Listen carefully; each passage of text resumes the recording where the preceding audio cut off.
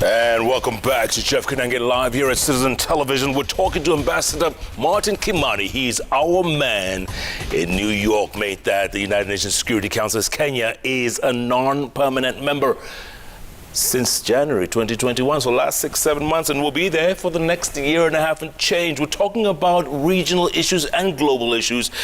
And a really good friend of mine called Fred Arunga, he's just sent me, he hardly ever sends me messages, right? He says, this guy's impressive. These are the types of guys who should be running this place. That guy sounds like my relative. Okay, but listen, we just came back literally from South Sudan. Yeah. We went in and we covered the 10th anniversary. I had an interview with the president, and he was telling us, and he talked about the United Nations Security Council. He says, look, my country has embargoes against it. My country has sanctions against it. He was literally begging, I need sanctions lifted against my country. We think so too. We think so too. South Sudan has gone through a very rough patch, and Kenya and the region has been very responsive. President Kenyatta, from just my last count, I think had at least 12 summits where he met other heads of state and government over this issue. He was on the phone countless times. He was fighting to release political prisoners there, to forge talks, engaging his leaders. So Kenya has been in it, and we think that they're doing much better than they were. They formed a government, the two conflicting sides, and they're making steps. Not very fast, but clear steps of improvement. So when the mandate of their sanctions came up for renewal, we were on the council. This was just a couple of months ago. And the other countries, the majority of other countries, said, let's renew the sanctions. We fought that. Then there were about 10 categories of sanctions. Kenya reduced them to 5. We fought for them to take 50% off, which they did. We then fought for the other 5, for there to be language in that renewal that would open the path for them being lifted. Then after that, we had to vote. We had to vote for the sanctions renewal. And Kenya abstained from that vote, together with India. All the other countries voted for that extension. So I think Kenya made a strong statement. We made it easier on South Sudan. And the next time around, we want the sanctions lifted. And that's a position of the African Union. It's a position of IGAD. And I think we will succeed. Of course, the South Sudanese have work to do. They've got to make progress. They've got to hit their benchmarks. To get out of the Security Council, to get in is easy because you're in trouble. And a lot of the countries in the council, they like grabbing you and putting you inside.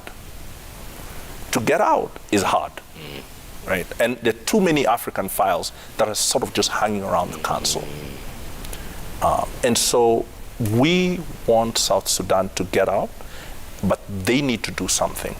And what we said is, when you do your part, Kenya will fight to get those sanctions lifted. Do you feel a little helpless despite your case? You put the case against, but then you have 13 or whatever it is the vote is against. Does it make you feel a little helpless? No, it doesn't. Well, first of all, I'll have to say the African members who even voted for the sanctions to be renewed were very much with us to fight for the reduction. So the fact that we were able to cut their sanctions by 50% tells me that we're not in a helpless situation. We can get it done. Yeah. And President Salva should take heart. He's probably watching you. He's probably smiling right now, finally. From South Sudan, let's go to Ethiopia. Recently held elections, although one part of the country, Tigray, was completely cut off. I mean, for lack of a better word, Balozi, Ethiopia's a mess. Ethiopia clearly has a lot of problems. This issue, it's very important to distinguish there are two categories of situations. There are situations that have a clear threat to international peace and security. That's a mandate of the Security Council. Then you have internal problems. And that, strictly speaking, is not the mandate of the Council. However, your internal problems could lead to global problems, right? So for instance, if you have a war in your country that produces 1 million refugees, or a war in your country that sucks in other countries. So the Security Council started to express a lot of concern and started having a number of private meetings on this issue. And this culminated in an open meeting where the Ethiopian government sent its representatives to explain what was going on. And all of us had to take a position. The Africa 3+1 took the position that, one, we need humanitarian aid to be delivered in an unhindered way. Two, that election that you put in quotes, I don't think we should put it in quotes because it may not be the best, but it's an expression of a democratic aspiration. And we said the people of Ethiopia want democracy. Let's give them time to have their election. Then we encourage them, use that election as the beginning of a national dialogue. And then the government had announced a ceasefire. And the A3+1 said, okay, that's good. Now, what we need is everybody to observe the ceasefire.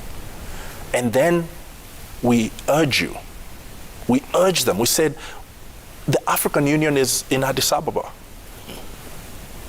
That's where we've built our continental peace and security architecture.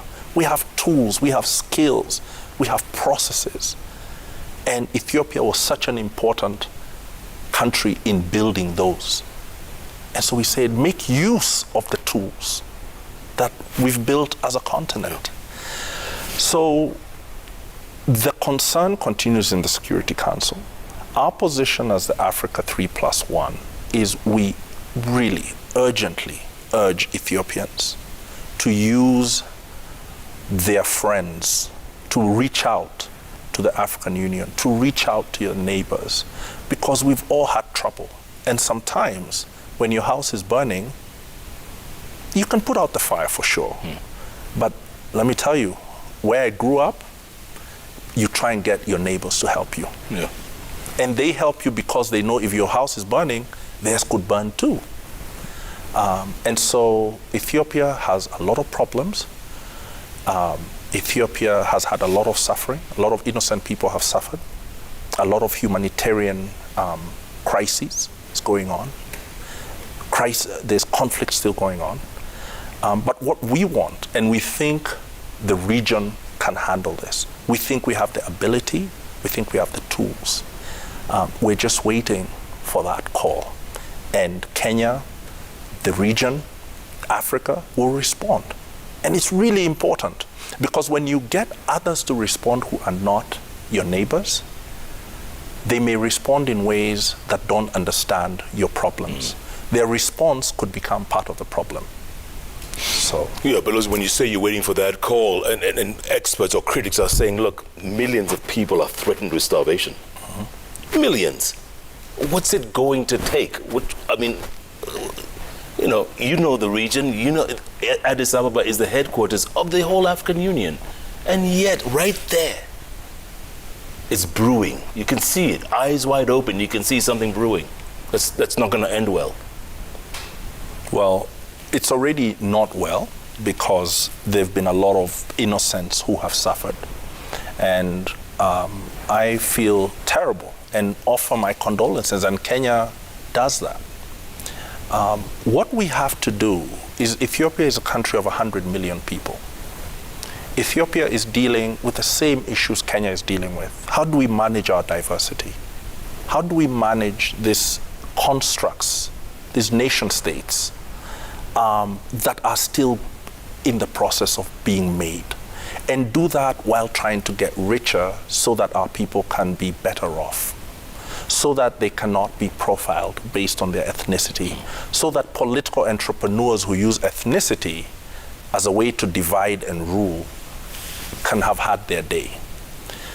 So we have to be very careful. The A3+1 said we need to handle this matter carefully, because the fact that millions of people are threatened with famine means that if you get it wrong, that number will increase even more. The number of refugees out of Ethiopia will increase exponentially. So we think it's not too late. We think a ceasefire was put on the table. We think it needs to spread. We think people need to cease their hostilities. We think there needs to be a national dialogue on the table, a genuine, inclusive national dialogue. We've seen it before, and we've done it before. I'll remind you that Ethiopia has done this before. In 1991, after a long period of civil war, they had a national dialogue. And that national dialogue delivered to them, many of them may not be happy with how it ended, but it delivered to them 30 years of peace, rapid economic development, and a starring role on the global stage as a country that was one of the anchors for peace and security in our region. If that national dialogue gave them that 30 years, well, it's time for another one. Yeah, 1991, 2021, you're right, 30 years. Yeah. You hopeful when you see them? Are they listening? I'm hoping they're listening. I'm hoping that those who are watching this show are listening. I'm hoping that our president is very engaged on the issue, has reached out his hand. Our government is reaching out its hand. Ethiopia's peace is Kenya's peace. This country, from the time of Emperor Haile Selassie and President Jomo Kenyatta, hand in hand, Haile Selassie was supporting Mau Mau. Haile Selassie was fighting against apartheid. Ethiopia is a jewel of Africa. Ethiopia is a proud, strong country. Ethiopia has existed since antiquity as an independent country. If they can't pull it off, who can? They just need to remember who they are, you know? Yeah. And once they do, reach out for some help. One can't be too proud or too stubborn to reach out for help when you need it. Kenya has had trouble. We've reached out for help. That's right. And I was about to ask you, I mean, does that frustrate you sometimes in your job? Because you look around at the potential of the continent, potential of this region, and then you say, look, you know, why do we do this to ourselves? Does that frustrate you sometimes? What frustrates me is the image our troubles paint in our own minds and in the minds of others. So many people are convinced that Africa cannot take care of its own problems. So many people think that we're just a hopeless basket case of war and hunger. And they don't see the incredible engine that is accelerating on this continent. And I wish they saw that more. And I wish we saw ourselves more clearly and are not just defined by the huge problems that some countries are in. Yeah. So it is frustrating. Yeah. You know, I was living in Nigeria a while back when President Obasanjo then, Olusegun Obasanjo, used to use this phrase a lot: African solutions to African problems. Yeah. Do you agree with that? Absolutely. Now this phrase, there's some who see it and roll their eyes and say it's just a cliche. It's just one more cliche. But it's a profound, profound statement, because your problems are your wealth. You suffer them, but when you solve them, you create a much better life for yourself. Every single product that is sold is trying to take care of a problem. Our problems, we have to own them, because solving them is what makes us what we can be. So Africa's solutions for African problems means Africa's wealth for Africa. It means Africa's peace for Africa. It's grabbing, it's owning and being independent. It's saying to those who believe we're a basket case that no, it's my problem. I caused it. There could have been other factors that fed into, but ultimately I take responsibility. And I think that's how we carry ourselves here in Kenya. I think that's how Kenya carries itself. It may not come across a lot in when people are talking, but that's what we've said. We're independent. Our problems are ours.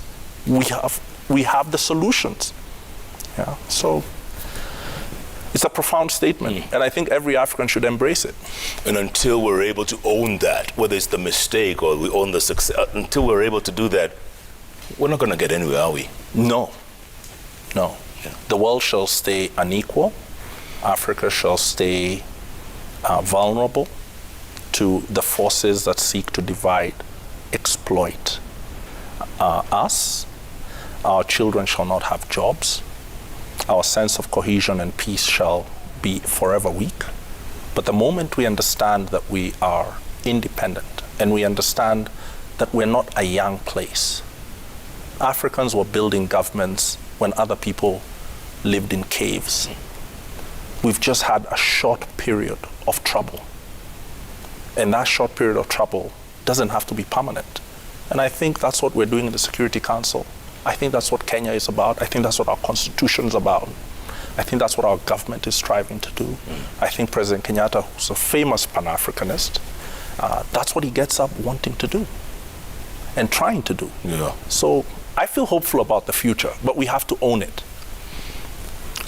You were talking about COVID a moment ago, Balozi. Has COVID been the major equalizer here, like the great equalizer, do you think? Initially, I thought so, but not anymore. Not anymore. I think COVID has been more than an equalizer, has been a revealer of certain truths.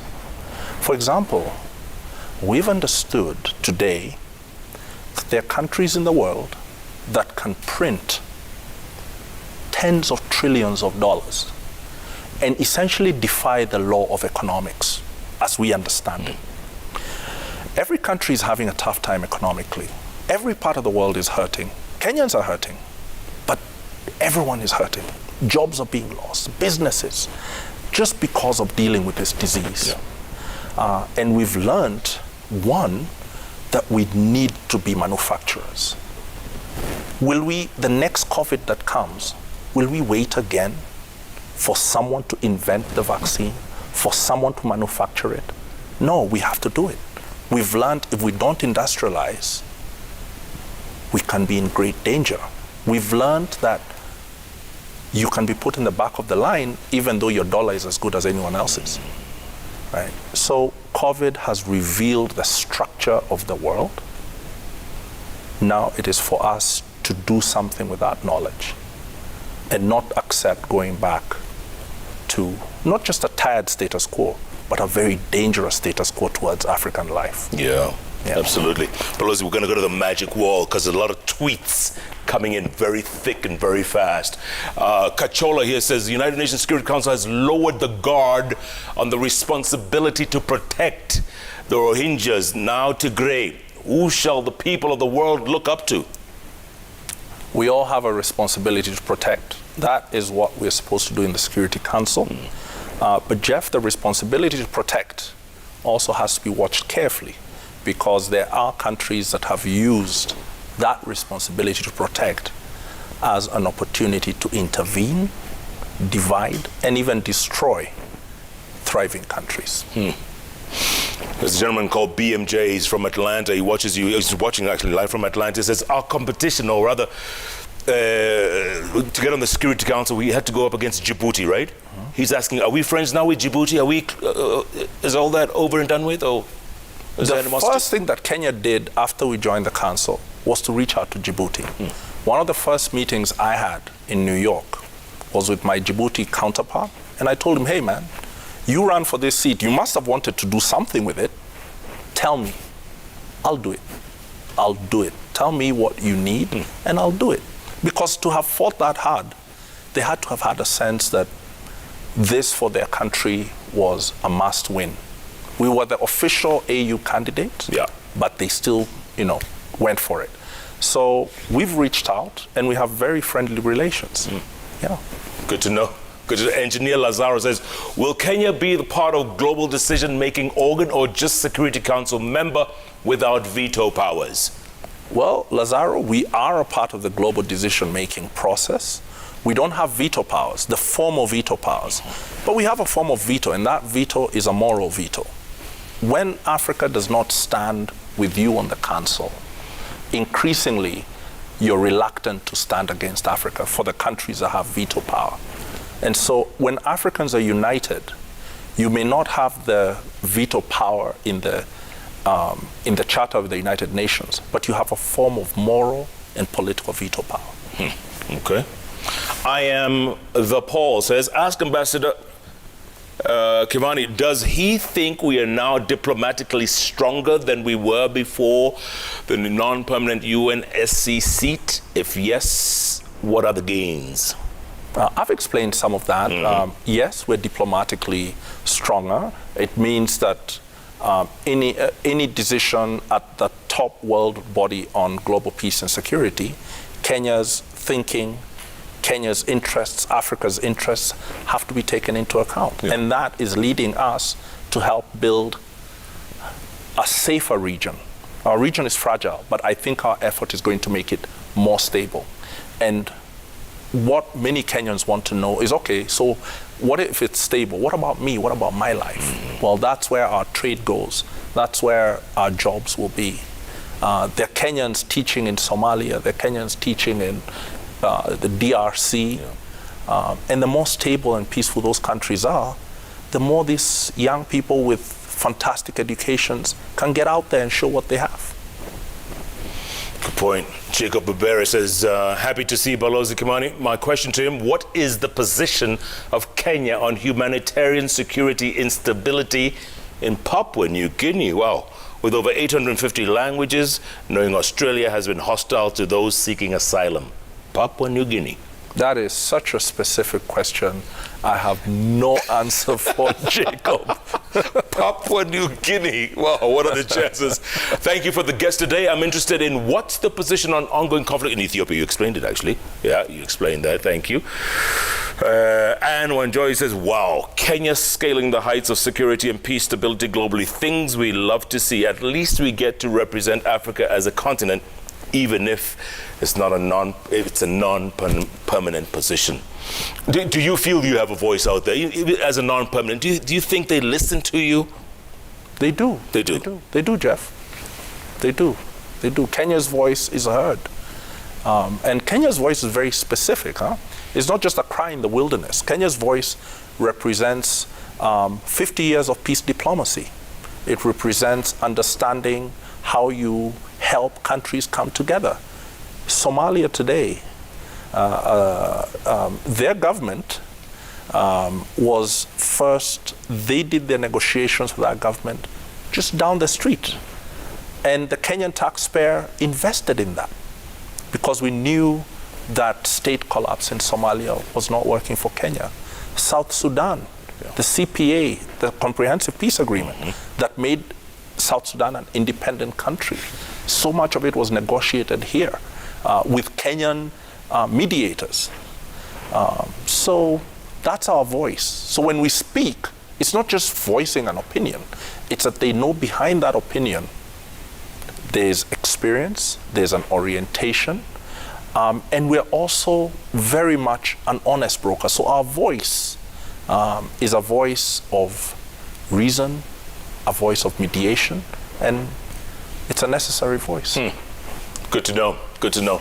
Kotete Rashid says, so inspiring and sufficiently refreshing listening to Ambassador Kimani. Very informative, knowledgeable diplomat. Hongera Balozi. All right. Thanks, Rashid, for that. A couple of SMSs. Kamau says, the date I got for the appointment was June next year. Can you imagine you make a petition in June and get an appointment next year? My passport is expired, so I have to present myself to DC and take fingerprints and what's the question here? Tell Kamau, get on my Twitter feed, send me a message, a DM, and I'll get somebody from our DC mission to respond. Yeah? You know, because of COVID, Yes. because of COVID, a lot of our consulate services, just like other countries, you know, it's harder to be in a packed office. So some of that has led to some delays, but there's a very responsive mission in Washington. So Okay. send me a DM, I'll respond. Kamau, are you listening? Send Belosi a DM, he'll respond to you. Well done. Mercy says, my problem is the passport renewal and ID issues. I made an appointment to get a new passport on the e-citizen portal. Some say they have forgotten their e-citizen password here in the US. I think you referred to David Gasheru before. I did. Who's our deputy ambassador? Yes. Our deputy ambassador in Washington, D.C. Yes. under Ambassador Amayo. I hope David is on, and I hope they put something on their website responding to Mercy. I like that. That's very diplomatic of you, Belosi. Very diplomatic. Bottom line, moving forward, it was good to be back on the non-permanent Security Council seat. I think first we should call it elected seat. Elected, I like that. Okay. No, it's more powerful than non-permanent. Non-permanent Yes. is the little rigging that was done in the 1940s. Right. Elected is the political will of the global community saying, Kenya, go in there, hang out with those permanent guys, and make sure they deliver the goods. And it's not intimidating being in that company, yeah? I mean, come on, let's face it. It's not intimidating sometimes. It's not intimidating when you're sent by your country. If I was not sent, if I was just me, I'd be very intimidated. But I was sent by Kenya. What's to be intimidated about? And if someone was asking you, are you holding your own? Are you able to hold your own?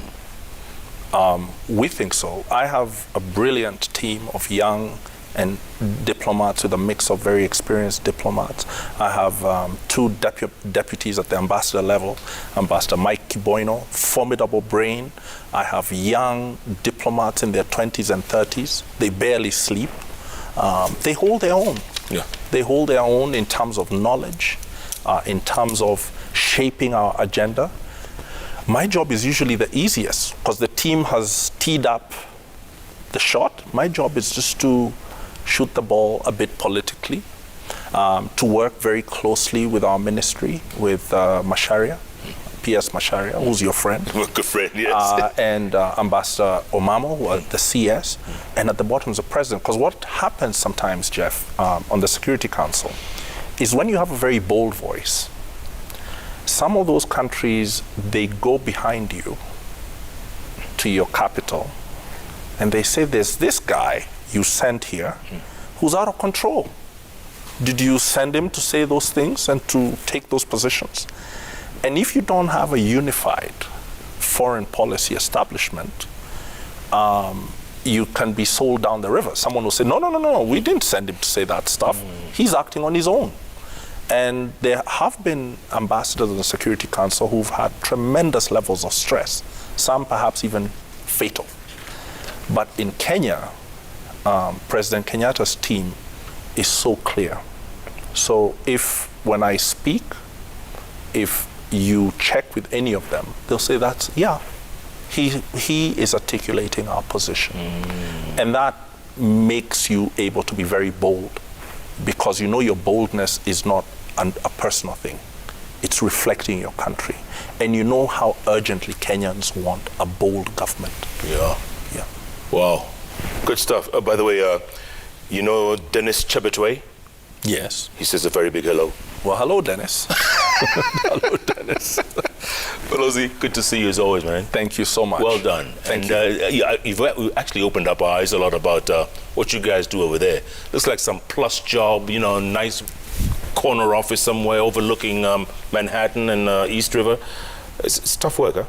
No, it's not all wine and cocktails. It's a lot of work, and we welcome you to come to New York, shoot one JKLive. We did one last year. I remember, I don't know if you had not arrived. No, I hadn't arrived. With Ambassador Monica Juma. Yeah. Right there at the United Nations. Yeah. It was beautiful. At the Wangari Maathai Gardens. Come back. Going to take your word for it. Okay. Thanks, Balozi. Thank you. All the Jeff. very best. Thank you. Good stuff. Ambassador Martin Kimani there. He's our man in New York City, the elected position. The United Nations Security Council. I love it. And I hope you learned as much as we did over here, folks, because that's what JKL is all about. Thanks so much for being a part of JKL, folks. Every Wednesday, it's all about those 3 letters on the keyboard that follow each other. JKL. Thanks. Oh, by the way, Mwenda Njoka, another friend of yours, saying, say hello to Balozi Kimani. He's a great guy, doing so proud in New York. And a lot of people are watching. You see, when you get on your show, friends who haven't been in touch with you, Crawling out of the woodworks. Now I'm hearing from them. It's because you did a good job. Well done. We'll see you back here next week, same time, same place, folks. Thanks so much for being a part of the show. Good night. Good luck. God bless Kenya.